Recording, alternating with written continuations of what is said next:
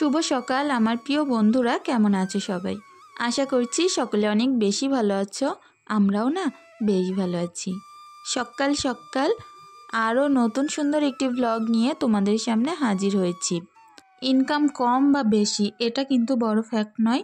এটা সব থেকে বড় সেটা হলো নিজের সময়কে টার্গেট করে ফলো করে আমাদেরকেই বদলে নিতে হবে সময়টা। কারণ খারাপ সময় কিন্তু আমরা যদি চাই সারা জীবন থাকবে, তবে আমরা যদি না চাই একটু বুদ্ধি করে একটু পরিশ্রম করে খারাপ সময়টা বদলানোর চেষ্টা করি, অবশ্যই আগামী দিন আমরা সফল হবই। যাই হোক, সেই টপিকটা নিয়ে পরে আসছি। প্রথমত আমার কাজ থেকে আমার ভিডিওটি শুরু করছি। আসলে কি বলতো, সকাল সকাল নিজস্ব একেবারে একান্ত কিছু কাজ থাকে, যেগুলো হচ্ছে ব্যায়াম করা, হাঁটাহাঁটি করা আর সকালবেলা সিমরানের স্কুলে গুছিয়ে পাঠানো। এটা না সব থেকে বড় কাজ আমার এখন।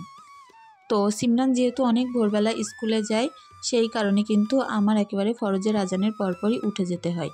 আর অন্ধকার থাকতে থাকতে উঠে সিমরানকে ডেকে তুলে ওকে বাথরুমে নিয়ে যাওয়া, ব্রাশ করানো, ড্রেস পরানো, চুল বেঁধে দেওয়া, জুতো পরিয়ে দেওয়া, মোজা পরিয়ে দেওয়া, ব্যাগ গুছিয়ে টিফিন গুছিয়ে হাতে দেওয়া পর্যন্ত আমার 6টা বেজে যায় ঠিকই। তো 1 ঘন্টা তো টাইম লাগবেই বাচ্চাদের পেছনে, আর তা নয় কিন্তু ও ঠিকঠাক গুছিয়ে সব কিছু স্কুলে নিয়ে যেতে পারে না। তো সেই সকালের ওই টাইমটা পার করে তারপরে যে সময়টা আমার কাছে থাকে, মনে হয় যেন 6টা থেকে 7টা পর্যন্ত হয়তো ঘুমাতে পারলে ভালো হতো। তবে কি বলতো, ঘুমিয়ে পড়লে না আমার কাজগুলো ঘুমিয়ে পড়ে। কারণ সকাল সকাল এই কাজগুলো না আমি করে ফেলতে পারি। আর যদি কোনো দিন দেরি হয়ে যায় বাই চান্স ঘুম থেকে উঠতে, তো সেদিন না আমার কাজের পুরো নাকানি চুবানি খেয়ে যেতে হয়।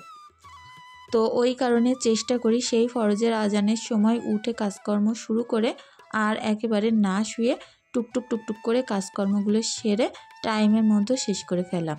এমনিতেও দেখবে যেদিন ভোরবেলা ঘুম থেকে ওঠা হয়, মনে কতটাই না শান্তি লাগে। তো যেহেতু প্রত্যেক দিনই ভোর ভোর উঠি, আর যেদিন না উঠতে পারি খুব বেশি খারাপ লাগে। তো এই যে ভোরের টাইমটায় উঠে যতই শীত হোক যাই হোক, আমার যে এত ভালো লাগে, শরীরটাও বেশ একটা ফুরফুরে মেজাজে থাকে। তো প্রত্যেকটা কাজই আমি ঠিক টাইমে করে নিতে পারি। আর এখন কিন্তু আবছা আবছা দেখতে পাচ্ছ রোদ্দুর আসা শুরু হয়েছে, গায়েও কিন্তু বেশ পড়ছে। তো আজকে প্রায় ঠান্ডা ছিল না বলতে গেলেই চলে। এমনিতেও আমাদের বাড়ি যেহেতু গ্রামে, ওই কারণে না ঠান্ডাটা এখানে একটু বেশিই লাগে। তবে আজকের দিনটায় মনে হচ্ছে তেমন বেশি ঠান্ডা লাগছে না। তো যাই হোক, আমার হয়তো ভুলও হতে পারে। আর এদিকে দেখো সমস্ত বাসনপত্র কিন্তু ছাই দিয়ে মেজে একটা একটা করে ধুয়ে নিচ্ছি। পানিটা দেখছো তো কতটা সুন্দর স্বচ্ছ, এখানে কাজ করতে খুব বেশি ভালো লাগে। তো তারপরে চলে যাচ্ছি আমার ঘরে, কারণ এই ঘরটা এখনও গোছানো হয়নি। আর ওই ঘরটা যেহেতু বাচ্চারা শুয়েছিল, সিমরান উঠে স্কুলে চলে গেছে, আর ঈশা তো অনেক ভোর ভোরই উঠেছে আজ আমার সাথে, সেই কারণে কিন্তু ও উঠে যাওয়ার সাথে সাথে আমি বিছনাটা গুছিয়ে নিয়েছি। আসলে বাচ্চাদের ঘরের বিছনা পড়ে থাকে একটাই কারণে, হয় সিমরান ঘুমিয়ে থাকে, তা নয় ঈশা। তো যেহেতু আজ দুজনাই তাড়াতাড়ি উঠে গেছে, ওই কারণে ওই ঘরটা গোছানো হয়ে গেছে। আর এই ঘর দিয়ে আমি তোমাদের সঙ্গে শুরু করছি। তো খাটটা তো আমি গুছিয়ে নিলাম, একটা ব্ল্যাঙ্কেট ছিল সেটাও গুছিয়ে নিলাম। আর এখন চলে আসছি একটা জামা কাপড় মেলতে। তো আজ আমি বেশি কাচা ধোয়া করিনি, যেহেতু দেখবে প্রত্যেক দিন যদি অনেক অনেক কাচা হয়, মাঝে মধ্যে 1-8 দিন কিন্তু এরকম গ্যাপ যায়। তো এখন আমার এই যে দড়িতে আমি জামা কাপড় মেলছি, এতটা সুন্দর রোদ্দুর আসে না এখানে, তোমাদের বলে বোঝাতে পারবো না। আর সকালবেলা জামা কাপড় মেললে ওই 9টা-10টার ভিতরেই শুকিয়ে যায়। তো একে তো ফাঁকা জায়গা প্রচুর হাওয়া বয়, তার মধ্যে আবার রোদ্দুর পড়ে, খুব বেশি ভালো লাগে ওখানটায় মেলতে। তো তারপরে চলে আসলাম আমার উনুন পাড়ে।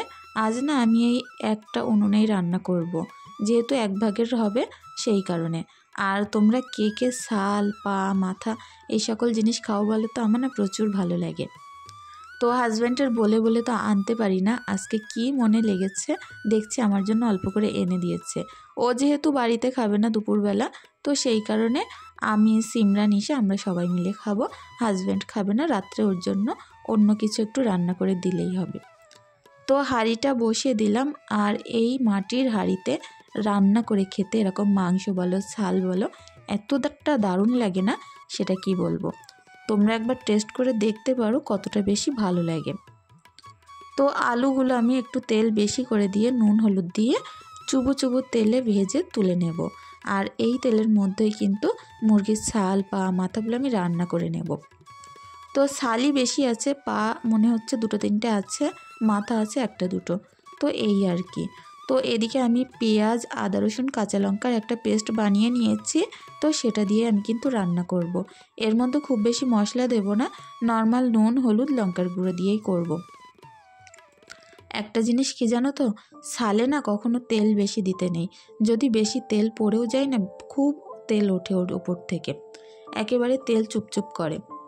তো ওই কারণে না আমি তেল যে আলু থেকে বেঁচেছিল সেগুলো দিয়ে কিন্তু রান্নাটা সারছি। আর এখন দেখো উনুনটা কিন্তু একটু একটু ধোমাচ্ছে, যেহেতু উনুনটা ড্যাবড্যাবে ভিজে, অনেক দিন রান্না হয় না, মাঝে মধ্যে এক দিন রান্না করি তারপরে আর করা হয় না, সেই কারণে কিন্তু এরকম হয়। তো যাই হোক, কাঠটা দিয়েছি, ভালোভাবে ধরে গেলে আর এরকম ধোমাবে না। তবে মাটির পাত্রে একটা জিনিস কি জানো তো, রান্না যতটা বেশি সুস্বাদু হয় তার থেকে বেশি তাড়াতাড়ি হয়ে যায়, কারণ তলাটা না প্রচুর গরম থাকে, তবে ধারগুলো খুব একটা বেশি গরম থাকে না। আর আমার এই হাঁড়িটায় সত্যিই না রান্না করতে এত মজা লাগছিল, কি বলবো। যে কোনো সবজি আমার নাড়তে চাড়তে বলো কি রান্না করতে বলো খুব বেশি ভালো লাগছিল। আসলে কি বলো তো, আমাদের যদি পছন্দের জিনিসগুলো দিয়ে আমরা কাজ করে থাকি, সেটা কিন্তু আপন ইচ্ছায় কাজটা আমাদের ভালো লাগা শুরু হয়ে যায়। তো এটাও বলতে পারো এরকম একটা ব্যাপার। অনেক দিনের শখ ছিল যে একটা এরকম নতুন সুন্দর একটা কালো কালারের হাঁড়ি কিনবো, যেটা আমি ব্যাটে বলে করতে পারতাম না। আর এখন যখন হাতে পেয়েছি না, এটাই মনে হয় শুধু রান্না করি। তো ওদিকে আমি সুন্দর করে কষিয়ে নিয়েছি ছালটা, আর আলুটা তো আমি ভেজে তুলে নিয়েছি। এখন এর মধ্যে অল্প একটু পানি দেব সেদ্ধ হওয়ার জন্য। আর আলুটা যেহেতু অনেকক্ষণ যাবৎ ভেজেছি, একেবারে সেদ্ধ হয়ে গেছে, ওটা আমি লাস্টেই দেব। তো কষানো পানিটা দিয়ে দিই, আর তারপরে চলো আমার কিছু বন্ধুদের কমেন্টগুলো পড়ে নেওয়া যাক। প্রিয়াঙ্কা পাপিয়া ফ্যামিলি, আয়াত বেঙ্গলি ভ্লগ, আনিয়াল মণ্ডল, মামুন 12 ভুইয়া। তো আমার সে বন্ধু বলেছে আমিও কিন্তু ফুলকপি বড়ই রাখি, তো আমিও বড় রাখতে অনেক বেশি ভালোবাসি। সুরাইয়া নিয়াস ফ্যামিলি ভ্লগ, সোনালি সাহা, হালিমা খাতুন। হালিমা খাতুন বলেছ খুব ভালো লাগে তোমার ভ্লগ, এগিয়ে যাও, পাশে আছি। আর আমার এই বন্ধুটা না আমার সবসময় প্রায় পাশে থাকে। শাবানা ভ্লগ, যে কিন্তু প্রায়ই আমাকে কমেন্ট করে থাকে। মতি গাজী আর মুস্কান বলেছ তোমার হোম ট্যুর দাও, তো আমিও না দিতে পারলে অনেক বেশি খুশি হতাম, তবে একটুখানি সময় দাও, আমি একটুখানি আমার ঘরটাকে গুছিয়ে নিয়ে তারপরেই তোমাদের সাথে শেয়ার করব। কারণ আমার ঘরে টুকিটাকি সাজানোর কিছু জিনিস বাকি আছে, আর মূলত আমার একটা নতুন শোকেস নেওয়ার প্রচুর শখ। তো আমার ইচ্ছে যে শোকেসটাকে কিভাবে গোছালাম আর আমার ঘরটা কেমন লাগছে একসঙ্গেই তোমাদের হোম ট্যুরটা দেব। আফরিনা খাতুন, আমার আরেক বন্ধু জ্যোৎস্না কারিগর বলেছ তুমি একেবারে বিকালেই উনুনটা লেপে রাখবে, তাহলে করে গোবর নাড়াচাড়া করতে হবে না। আসলে কি বলো তো, উনুনে আমি গোবর দিই না, শুধুমাত্র একমাত্র আলো মাটি যাকে বলে, যে সেই মাটিগুলো ভিজিয়ে রাখি, তবে কিছুদিন হয়ে গেলে মাটিটা একটু কালো কালো লাগে। তবে উনুনে গোবর দিতে আমার মোটেও ভালো লাগে না, অনেকে হয়তো দেয় কিন্তু আমি না দিই না, সেই কারণে আমি সকালবেলাই একেবারে আলো মাটি দিয়ে উনুনটা লেপে দিই। সলেমা খাতুন, নাজিবুল্লাহ, রুহুল আমিন, নার্গিস খাতুন, ফারজানা, সীমা, জুয়াইরা, শান্ত। তো যে সকল বন্ধুরা আমাকে কমেন্ট করেছো তাদেরকে জানাই অনেক অনেক ভালোবাসা, অনেক ভালো থেকো। তো দেখো আমি কিন্তু এই যে ছাল আর আলুটা রান্না করে শেষ করে নিয়েছি, এখন নিয়ে যাব ঘরে, আর কিছুক্ষণ নামিয়ে রাখার পরে দেখতে পাবে কতটা তেল উঠেছে। তো দেখো কত সুন্দর কালার এসছে, খেতেও বেশ লেগেছে। এমনিতেও মাটির হাঁড়িতে রান্না, তো সেই বিকালবেলা ঈশাকে নিয়ে একটু রাস্তায় হেঁটে বেড়াচ্ছিলাম, আর দেখা হচ্ছে এখন সন্ধ্যাবেলা। তো এখন সিমরানকে পড়াতে বসেছি, ঈশা তো ঈশার মতো দুষ্টুমি করছে। এখন চলো সন্ধ্যাবেলা আমার গাছগুলোর পরিচর্যা করে নেওয়া যাক। তো প্রত্যেক দিন অনেক অনেক কমেন্ট করে সবাই যে আমি যেন সন্ধ্যা পর্যন্ত কি রাত পর্যন্ত ভিডিওটি শেয়ার করি। তো ভাবলাম চলো সন্ধ্যাবেলার যে কাজগুলো থাকে তোমাদের সঙ্গে অল্প অল্প শেয়ার করি। তো সন্ধ্যাবেলা সিমরানকে পড়াতে বসেছিলাম, একটু চা করেছিলাম, আমরা সবাই চা খেয়েছিলাম, আর কিছুই খাইনি। আর ঈশাকে শুধু একটু দুধ আর কর্নফ্লেক্স গুলে দিয়েছিলাম, তো ও সেটা খেয়েছিল। তারপরে এখন আমার গাছগুলোকে পরিচর্যা করে নেওয়া যাক। পরিচর্যা বলতে আর কি, সকাল সন্ধ্যা দুবার করে একটু পানি দিই। তো এই যে টবটা দেখতে পাচ্ছ, এই বালতিটা খালি, তো এটা আমি টবের মতনই ব্যবহার করতাম, যেহেতু একটুখানি ফাটা ছিল একপাশে। তো এর মধ্যে একটা কামরাঙা গাছ লাগিয়েছিলাম, যেটা না একেবারে 3-4 দিনের মধ্যে শুকিয়ে মারা গেছিলো। তো সেই গাছটা এখন তুলে ফেলে দেব, কারণ পুরো শুকিয়ে গেছে। আমি ভেবেছিলাম হয়তো পরে কোনো কসমি গজাবে, কিন্তু এটা থেকে কোনো কসমি গজায়নি। তো কাল আমি কিছু গোলাপের ডাল নিয়ে এসেছিলাম, সেই ডালগুলো একটা একটা করে বালতির মধ্যে এখন পুঁতে দিচ্ছি। যেহেতু পানি দিয়ে গোড়াটা নরম করে রেখেছিলাম, সেটা উঠে গেল, আর এখন এই নরম ভিজে মাটিতে প্রত্যেকটা গোলাপের ডাল পুঁতে দিচ্ছি। দেখা যাক এটা থেকে হয় কি। একবার না আমার গোলাপের ডাল পুঁতে হয়েছিল, তো ভাবলাম কিছুটা ডাল যেহেতু আছে পুঁতেই দিয়ে দেখি হয় কি না। গোলাপ গাছের যা দাম, আগের দিন কিনতে গেছি 150 টাকা বলেছে, তো সেই কারণে আর কেনা হয়নি আমার। তো তারপরে চলে আসলাম আমার ঘরে। তো এখন অনেকগুলো জামা কাপড় আছে, প্রত্যেকটাই না খুব সুন্দর করে ভাঁজ করে নেব। তো যাই হোক, তোমাদের সঙ্গে যেটা বলার ছিল যে ইনকাম কম থাকলেও কিন্তু টার্গেট করে আমরা যদি সময়কে মূল্য দিই, অবশ্যই সফল হবই। এটা বলার একটাই কারণ যে এখান থেকে যেহেতু 11 বছর আগে আমার বিয়ে হয়েছে, সেখানে দাঁড়িয়ে আমার কিছুই ছিল না।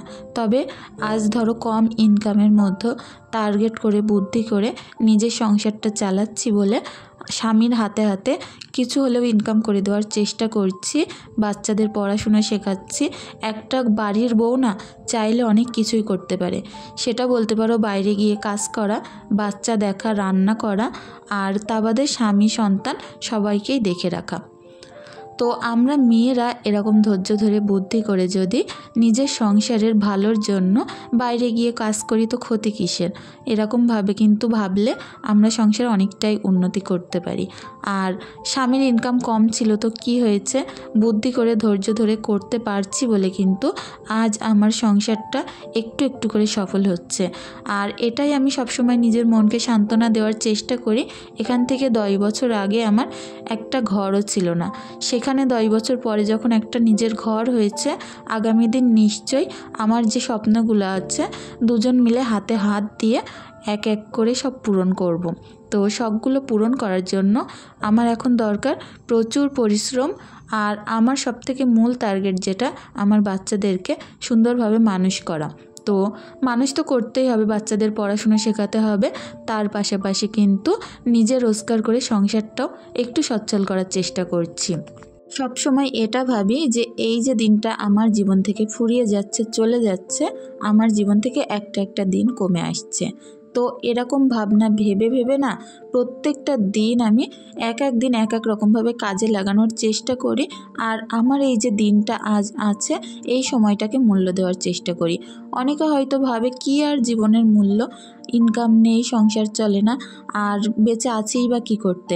তবে এইটাই ভাবি আমি সব সময় যে বেঁচে আছি যখন, নিশ্চয়ই আগামী দিন অনেক কিছু পাবো, আমি অনেক কিছু স্বপ্ন আছে সেগুলো পূরণ করতে পারবো।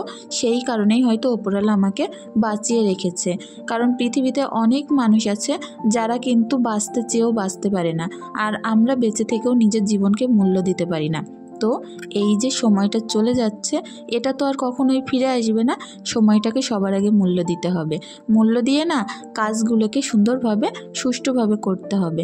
তাহলে করে আমাদের মনের ভিতরে কোনো রকম খারাপ ধ্যান ধারণা আসবে না, আর অবশ্যই আমরা আগামী দিন সফল হতে পারবই। এই জোরটা সবসময় রাখতে হবে। কারণ কি বলতো, আমরা যদি হাল ছেড়ে দিই তাহলে কিন্তু দিন দিন আমরা ভেঙে পড়ব। সবসময় বড় বড় স্বপ্ন দেখতে হবে, যে বড় স্বপ্ন থেকে আমি আগামী দিন যেটা করব হয়তো সেই বড় স্বপ্নটা পূরণ নাও হতে পারে, তবে তার থেকে একটু হলেও কম কিন্তু আমার হবেই। তো ওই কারণে পজিটিভভাবে সব কিছু নিতে হবে, তাহলে নেগেটিভিটিটা আমাদের থেকে অনেকটাই দূরে থাকবে, আর আমরা কিন্তু সফল হতে পারবই। তো যাই হোক, এগুলোই বলার ছিল তোমাদের।